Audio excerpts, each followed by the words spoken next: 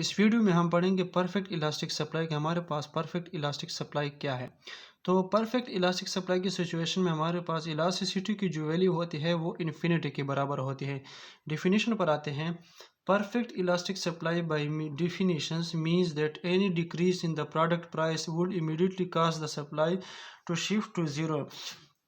इसका मतलब ये है कि कोई भी गुड्स अगर उसके जो प्राइस है उसमें डिक्रीज आती है तो क्या होता है कि जो कंपनी या कोई भी फर्म होता है वो सप्लाई को बिल्कुल ज़ीरो पर ले आती है।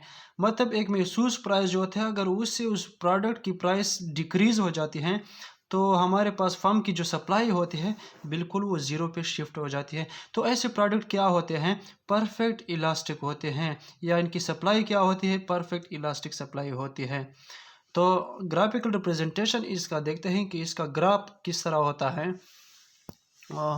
तो अगर हम इसका ग्राफ देखें तो X X and Y axis पे हमारे पास क्या होता है कि क्वांटिटी और प्राइस होता है। तो सबसे पहले हमारे पास जो प्रोडक्ट का प्राइस है वो $4 है, ठीक है।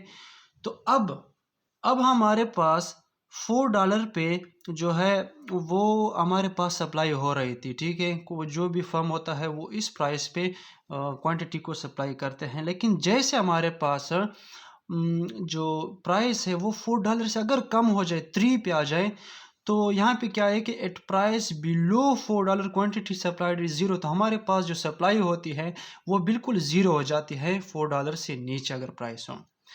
तो अब हमारे पास अगर इन्फिनिटी किस तरह होती है, तो अगर हमारे पास $4 से $5 पे प्राइस चला जाता है उस प्रोडक्ट का, तो क्या होता है कि जो कंपनी होती है वो बिल्कुल सप्लाई जो होती है वो इन्फिनिट करती है। मतलब उसकी कोई हद नहीं होती, मतलब इनकी अपनी मर्जी कितनी जितनी भी वो सप्लाई है वो कर सकती है। तो इसी केस में at any price above $4 quantity supplied is infinite.